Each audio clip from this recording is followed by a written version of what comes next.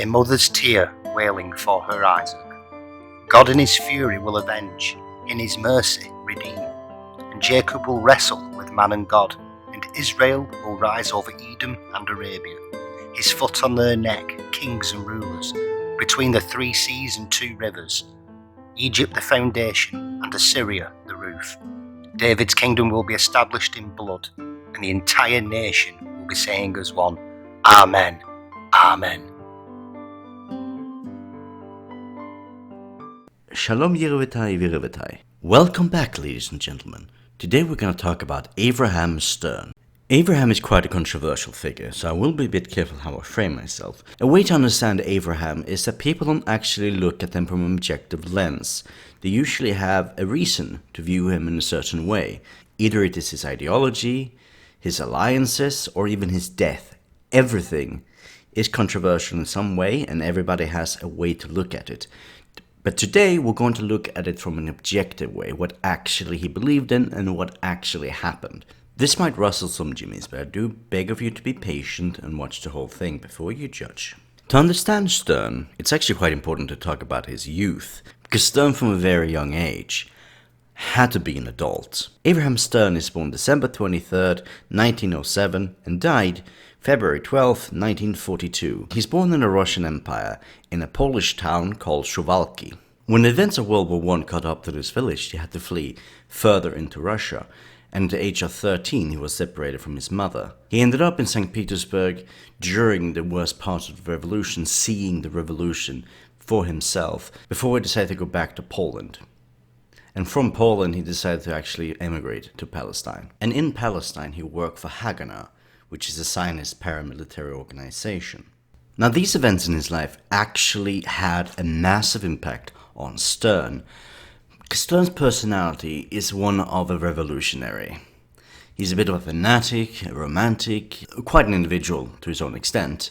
And in Leningrad he lived in his own volition, he did whatever he wanted. It was sort of his freedom to do whatever he wanted, to choose whatever organization he wanted. But it was not until his parents was actually in Poland during the time, in this little Polish city, asked him to come back, that he did. And the important part about this little village is this village is a Zionist center in a certain way. Every Jew in this village was a Zionist, more or less. It was famous for its Zionist population. So in a way you can understand the idea of Zionism and the revolutionary idea being melded into him from these 2 locations. And other things, for example, he's a bit of a womanizer. Because of the freedom that he had in St. Petersburg, or Leningrad, he learned how to pick himself up to do whatever he wanted. And he learned how to pick up the women, how to be a leader, how to be an individual who was always on the top of whatever he was doing. And this can be seen throughout his life. Whenever there was an organization, he was always sort of the leader. He was the one who took command. For example, there was a Zionist version of the Boy Scouts called Ahimeir, and he became a leader of the youth group within this little Boy Scout. But another way, the negative things that this caused is that he was alienated. He was away from his family, he was alone. He didn't have anyone to trust. He had skills of leadership and charisma, but he also was alienated and distant, making him sometimes not understand and having issues in the future with how to handle relationships. One thing I want to mention also before I go in more about the Zionism and the role of his ideology is that Avraham Stern was a poet. Throughout this video there will be 3 poems that we will read out loud, and these 3 poems are made by Stern. And in many ways the poems that he made influenced the people even after he was dead to continue the work that he was doing. And another funny little tidbit is, he was very inspired by someone I have covered before, Vladimir Mayakovsky. So, go watch that video. Listen out to this poem, and then we're going to talk about Zionism. Strike the madness of the kingdom, the warriors of freedom in the homeland, the Lord of hosts, a sanctuary of fire, a chariot of fire. To thee, firstborn Ishmael, in the cast of lost hope, for the most part we prayed, in a machine gun with a mine. God, wash in our blood the tongue of the adulterous tongue, the rebel madman and the saviour of Hebrew blood, the criminal. To fight zealots, return to the harlot, son of Joseph, and everybody to the enemy's dagger, every neck to the gallows. The heavens above are exiled, and the earth beneath is Philistina. The big day behind, from the inside the desert you did not land. We went up and inherited, we gave birth to a request for a network. Forever the continent, the sea, from the end of the river to the Euphrates. The bravery of the heroism of Israel to the arid foreigner in the homeland, to the crushing of the heads of the nations from the background of Christ in fire. To you in the back of lions in the fiery furnace of hatred. Most of us prayed in a machine gun, in a mine. To understand Zionism, you need to understand the two main factions or two camps. One of them is what we are familiar with today, just as Zionism or mainstream Zionism, which was birthed out by Theodor Herzl and evolved politically with men like Chaim Weizmann, Lord Wolford, and the European Zionist. Their belief was through independent populist migration to the homeland, with debating cooperation with the great powers, primarily Britain, to set up a gradually independent Israel. Eventually, there came an offshoot of this called revisionist Zionism, birthed out of the split in the means to reach the Jewish state. And the main proponent of this is someone called Ze'ev Jabotinsky. He believed in a full expanded colonization plan with the aid of the British to claim Israel, not only in Palestine, but also both sides of the Jordan River. Eventually, the British have taken restraint in immigration of Jews into the Mandate of Palestine, causing a new divide among Zionist factions.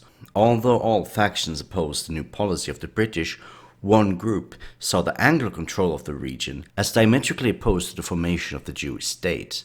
Known today as Maximalist Zionist, with its figurehead Abba Ahimeir, he opposed not only the mainstream but also revisionistic Zionism, seeing the latter as only providing half measurements in the light of events such as the British White Paper restricting immigration. Did the Maximilians see that they were proven right? Both strongly opposing to Labour Zionism and socialism, they think they could find a common ground with the ideas of Mussolini's Italy or Hitler's Germany, though the position of the latter changed as the anti-Semitic laws were put in place. When it comes to Avraham Stern, he was in a camp of his own. In 1940, Avraham Stern created something called the Lehi, or can also be called the Sterngang. Oftentimes many people refer to Lehi as some sort of fusion of the left and the right, but in actuality, what Stern represented is the extreme expression of Zionism. Highly nationalistic, socialistic, romantic and violent, with a disdain to foreign empires while maintaining a hard belief in colonizing the Holy Land, which he believed his people were intrinsically attached to. Stern believed he can align himself with whoever will remove the British, and in that time that was the Axis powers, Though to say that Lehi or the Stern were fascists is completely wrong. The Stern and Lehi believed in a pragmatic alignment. Both of the Lehi and those in conducted joint operation had many disagreements in policy, but the one thing they could agree upon is their complete disdain of the British. We will talk about this in another video actually after this, because we're gonna do sort of an asterisk video talking about the outcome or the legacy of Stern and Lehi, focusing on Bernadotte, or Folke Bernadotte. So you'll see how this will correlate to the murder of Folke Bernadotte, but that's another video, because Stern is dead at that point. The Lehi itself will find it aligning itself with the Soviets or Czech government, receiving aids and training and shipments, even though just 6 years before, the Stern trying to get into contact with a nation that were currently invading Russia in an attempt to strike a deal. Now, there are many reasons why he would do this. Certain things are very controversial, which I cannot actually say out loud without getting stricken. The idea was as well that anything that can get rid of the British, or anything that can spook the European Jews to go to Israel, because Stern actually spent a lot of time in Poland with the Argonne to make people come to the Mandate of Palestine to make Israel happen. And he tried to find different solutions for this. One of them was a spook tactic, which made him align with people who were a bit spooking the Jews, because come here, we are protecting you, it's Israel, come to Israel. That is a bit controversial, I won't go into it anymore. To mention one detail, because I kind of have to mention it, He had one meeting with German diplomats. Nothing came from it. But they did talk about the controversial things. But it didn't lead to anything. It was just talks. But again, just important to understand that just because this happened did not mean he was a fascist or even a Nazi. That has gone into conversation. The guy had talks with Nazis, therefore, no, nothing of that. When it comes to anti-Semitism in that area during the 30s, where he spent some of the time in Poland, he considered Polish people more anti-Semitic than most Germans during that time. And the anti-Semitic laws and rhetoric of the German didn't come up until a little bit later in the 30s. Alright, so let's bring ourselves back into the Mandate of Palestine here for a bit. Why did Sterngang become a thing, and why did Stern even become relevant? Well, as I mentioned before, he was a bit of a person who always climbed into the top, and he did that within the Argun as well. Now, the event with the British White Papers restricting immigration happened. It created a massive shitstorm on how one had to handle it. And this anti-anglo rhetoric put Stern to the top in many ways. People started looking into his interpretation of the anti-anglo concepts, and many bought it. So he found himself in the upper echelon of the Argun, which makes him also having to work with propaganda and rhetoric and poetry and the rest to get people to understand his sort of interpretation that the Argun has. But, this didn't really last either. So he was the head of the Argun for a very short period of time, but people didn't like it and people fought to get that position, and Stern lost. So he lost the position of the Argun, which made him also transfer over to Lehi in certain ways, because he said the battle is not done, we have to keep our anti-Anglo stance. If we do not do this, we're gonna lose. Let's segue into what makes Stern not that great. So, you might have seen me being a bit positive towards him so far.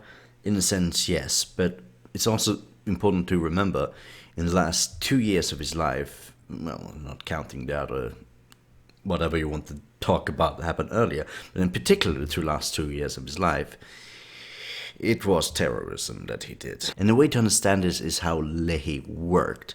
So, the Haganah is an underground militia, the Argun is an underground army, but the Lehi's underground revolutionaries.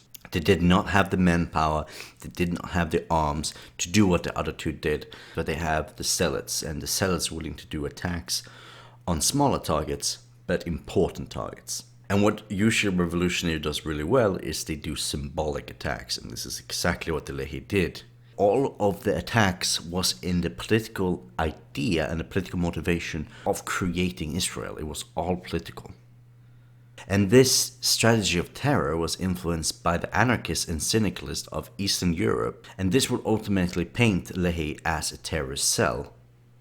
And that's how the British Mandate saw them at the time. One very famous attack that they did that put them on the map was something that they had to do to get the money to keep going. Most of the Sterngang members lived in poverty, so they were forced to engage in bank robberies. So let me read one of them here for you. The morning of 16 September was another of those long, hot days of flawless blue skies and harsh, flat sunlight that stretched from Mars to November in the Holy Land. At 12:20 p.m., the staff of the Anglo-Palestine Bank on Yehuda Street were preparing to pull down the shutters and head for home, or the cool and shade of one of the little cafes in the streets nearby. They scarcely noticed 3 young men who walked in separately to join a handful of other customers standing at their counter. According to Levstein's account, we tipped our hats as they entered, as we were going to greet those inside. This action released hidden mask, pulling down over their face by small lead weights. They drew their guns, and the farmer stepped forward and announced in a deep, steady voice, "We are conflicting funds for the Hebrew underground, to fight for national liberation. Stand up quietly and raise your hand. Turn to the wall and lean against it and follow my orders. Anyone who interferes with the Hebrew underground is risking his life." Something that's very important with this as well. Stern was never actually part of any of these terror acts or bank robberies. He wasn't part of the 3 men who went into the bank. but he made people do it. And this is why the Lehi, in many ways, is the Sterngang. Even though Stern wasn't really part of the activities and the actions and the shootings and the rest, he did formulate a 10-year organization that had created some despicable acts of terror. This is everything from killing policemen to killing civilians throughout these 10 years. But it was only 2 years he was active, and during these 2 years, the sentiment was pretty much only anti-anglo. But even within these 2 years, there was different directions the Lehi wanted to go in. Some people liked Stern's concepts, other people wanted to go other ways, so a split within the Lehi happened. And this then formulates even after he died, which is only 2 years within the Sterngang or the Lehi's creation, is that people went their own directions. And especially in the last years of the Lehi, around 1948, some of the most horrid terror acts happened then. But in a sense, that has nothing to do with Stern. It's just people using Stern's ideas, his poetry, his rhetoric, his propaganda, using it to create what they want themselves. And this goes back to one of the main theses that I had, that people don't view him from an objective lens, but they view him in the way they want him to be like. They romanticize Stern. And in a way, that's what he wanted. He was a romantic himself, so he wouldn't mind it. But let's talk about something that's also romanticized quite a lot, and that's his death. So in the very end, he had a bounty on his head. The police tracked him down using arrested members. He was staying in one of his members' wife's flats. And here comes a little thing that is interesting. So once the police break in, what happened? Well, the objective standpoint is that Stern was trying to flee because Stern doesn't want to be taken alive. It's sort of the romanticized version, has to go out with a proper fight. But in the same time, what actually happened wasn't very romantic. So when the police came in, he tried to escape through a window and they shot him, like trying to escape, which wasn't very romantic. And because of that, people wanted to reframe it and sort of rechange it to fit a more romantic narrative. Again, he's not going to be taken without a fight. One of the main accounts people usually have to view Stern as more positive is that he was taken in handcuffs, and when on his knees in handcuffs he was shot, which makes it a murder. In that sense, his death fits more of the, we gotta keep fighting, keep it going. But in actuality, it probably wasn't all too of a great story. It was a bit of a anticlimactic end. So let's summarize what we have learned here. Stern was a poet and he was a bit of a propaganda artist. He was anti-anglo, and one of his main ways of getting Jews to go to Israel or start up fighting or fight for the sake of Israel was to scare them a bit. And the thing is, he didn't only do this in Poland to get Jews to come to Israel, he also did this in the Mandate of Palestine. For example, Stern actually issued threats to Jewish members of the Palestine police, a leaflet urging them to remember your duty to your nation and warn, the rifle in your hand should not be aimed against us. You should not guard our prisoners in the prison. You should not convey our heroes to the gallows. And the idea was anyone working with the Anglos, because the Anglos are the main threat, is bad and has to sort of scare them to stop working for the Anglos. And you had to scare the Anglos away. You had to prove to the Anglos, hey, if you don't leave us here, this will be very costly for you. Leave us and let us be. Let us rule ourselves. No one else during that time, in his mindset, was a threat to the Jewish nation, but the Anglos, because everything else they could handle themselves. But the Anglos, they could not handle by themselves if they did not leave, because how do you do that? They are way bigger than you. So you get the big bully out, and then you can handle it yourself. And that was his legacy he left behind. In a certain sense, he wasn't wrong. He was quite right that the Anglos were actually, in some sense, the biggest threat to Israel, because the Mandate of Palestine and the rest. But I wouldn't say he did it the right way, just that his mindset of anti-Anglos were somewhat correct. Another thing that people are gonna talk about quite a lot, and I have to mention this again, people frame him as a fascist. There are gonna be videos out there. There's a video on YouTube right now. It's like, oh yeah, Stern's a fascist. No. He's not. There are fascist Zionists out there. This is what I talk about, the maximalists fascist. They are literally fascist Zionists. They wanted some sort of Italy fascism in Israel. He's not one of those. His entire point, and saying it again and again, because that's the entire point of him, is the anti-anglo. Do whatever you can to get the Anglos out. Scare them, ally with people that you wouldn't want to ally with usually, to get the Anglos out, because they are the biggest threat. And the reason why I'm also mentioning that is because people take this away from just normal Zionism. No, Stern was a Zionist. His entire point was Zionism. I'm gonna rustle some Jimmy saying that, but I think it's important to just mention that he is not a natural Bolshevik or fascist, or even Nazi, as some people say. No, he's just a Zionist who are anti-Anglo. Putting another ideology on it just sidelights the point. Like, there were all types of different Zionistic factions during the time. I haven't even talked about labor Zionism or other communist Zionism that was during the time as well. But there were so many different factions within Zionism. They were not a unified idea. The only thing they wanted that was unified more or less was the creation of Israel. But how that happened wasn't a unified idea. No one knew. Like, should we have communist Zionism? Should we have fascist Zionism? No one knew. And again, his entire point was, I see an enemy, I want that enemy out. The fire will kindle in our faces, and our eyes are like the son of Gibeon. Like eagle's wings we shade our flag. It will terrify the evening in Zion. And from above will our people will rest. On our heads, on the palm of God. And a weapon to our earth's core, and wept for Samson like children. A day will come for every spirit in the generations to come. But our people will be planted in our blood. A glorious splendour will be sent to Ramyah as palms, our palms. In the rays of the heavens he clings. To jealousy and vengeance take our lives.